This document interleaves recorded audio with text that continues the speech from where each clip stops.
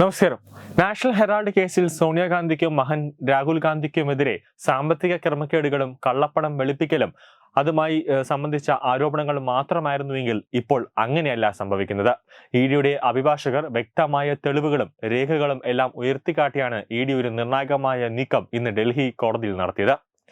National Herald കേസിൽ മുതിർന്ന കോൺഗ്രസ് നേതാക്കളായ സോണിയാഗാന്ധിക്കും രാഹുൽ ഗാന്ധിക്കുമെതിരെ പ്രഥമദൃഷ്ട്യാ കള്ളപ്പണം വെളുപ്പിക്കൽ കേസ് രജിസ്റ്റർ ചെയ്തിട്ടുണ്ട് എന്ന് എൻഫോഴ്സ്മെന്റ് ഡയറക്ടറേറ്റ് ഡൽഹി കോടതിയെ അറിയിച്ചിട്ടുണ്ട്. മെയ് 2-ന് യങ് ഇന്ത്യൻ ഉൾപ്പെടെയുള്ള പ്രതികൾക്ക് നോട്ടീസ് അയച്ചിരുന്നതാണ്. സോണിയാഗാന്ധിയും മകൻ രാഹുൽ ഗാന്ധി, മറ്റ് കോൺഗ്രസ് നേതാക്കൾ എന്നിവർക്കെതിരായ സാമ്പത്തിക ക്രമക്കേടുകൾ, കള്ളപ്പണം വെളുപ്പിക്കൽ, അനുബന്ധ കുറ്റകൃത്യങ്ങൾ എന്നിവയുമായി ബന്ധപ്പെട്ട ആരോപണങ്ങൾ ഉൾപ്പെടുന്ന ഒരു തുടർച്ചയായ അന്വേഷണമാണ് national Herald case.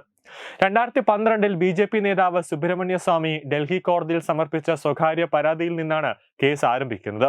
Associated journal limited, അതോടൊപ്പം തന്നെ യങ് ഇന്ത്യൻ ലിമിറ്റഡ് അതുമായി ബന്ധപ്പെട്ട് ഏറ്റെടുക്കുന്നതിൽ സോണിയാഗാന്ധിക്കും രാഹുൽ ഗാന്ധിക്കും വഞ്ചന, ക്രിമിനൽ ദുരുപയോഗം, വിശ്വാസവഞ്ചന എന്നീ കുറ്റങ്ങൾ ചുമത്തി സുബ്രഹ്മണ്യ സ്വാമി ആരോപിച്ചിരുന്നു.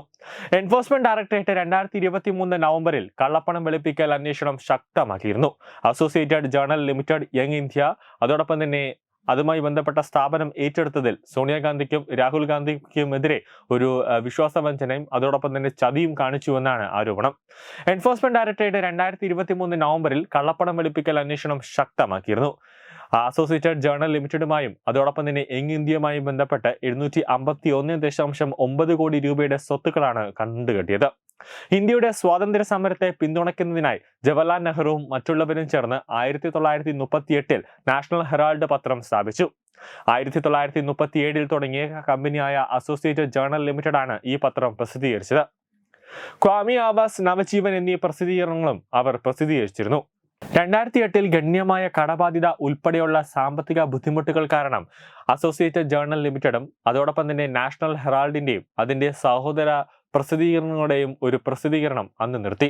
നാഷണൽ ഹെറാൾഡിൽ സോണിയയുടെയും രാഹുലിന്റെയും പങ്ക് എന്താണെന്ന് പരിശോധിച്ചാൽ 2010 നവംബറിൽ യങ് ഇന്ത്യ ലിമിറ്റഡ് സ്ഥാപിക്കപ്പെട്ടു. സോണിയാഗാന്ധിയും രാഹുൽ ഗാന്ധിയും ഭൂരിപക്ഷ ഓഹരി ഉടമകളായി.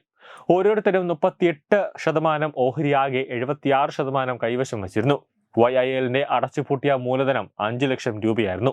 ഓൾ ഇന്ത്യ കോൺഗ്രസ് കമ്മിറ്റിക്ക് അസോസിയേറ്റഡ് ജേർണൽ ലിമിറ്റഡ് 9.2 കോടി ഇക്വിറ്റി ഓഹരികൾ ഒന്നിന് 10 രൂപ മുഖവില യങ് ഇന്ത്യ ലിമിറ്റഡിനും നൽകി. ഈ യങ് ഇന്ത്യ ലിമിറ്റഡ് ആണ് അസോസിയേറ്റഡ് ജേർണലിന്റെ 99% ഉടമസ്ഥാവകാശമുള്ള ഭൂരിപക്ഷ ഓഹരി ഉടമയാക്കിയത്. അതോടൊപ്പം തന്നെ AJL നിയമപരമായി ഒരു സ്വതന്ത്ര സ്ഥാപനമായി തുടർന്നെങ്കിലും YIL അതിനെ ഫലപ്രദമായി നിയന്ത്രിച്ചു. അസോസിയേറ്റഡ് ജേർണൽ ലിമിറ്റഡിന് 90.25 കോടി രൂപയുടെ വായ്പ തിരിച്ചടയ്ക്കാൻ കഴിഞ്ഞില്ല എന്ന് AICC അറിയിച്ചു. അതോടൊപ്പം തന്നെ അസോസിയേറ്റഡ് ജേർണൽ ലിമിറ്റഡിന്റെ സാമ്പത്തിക ബുദ്ധിമുട്ട് കാരണം ഒത്തുതീർപ്പിനായി കണക്കാക്കി YILൽ നിന്നും 50 ലക്ഷം രൂപ സ്വീകരിച്ച ശേഷം AICC വായ്പ എഴുതിത്തള്ളാൻ സമ്മതിച്ചു.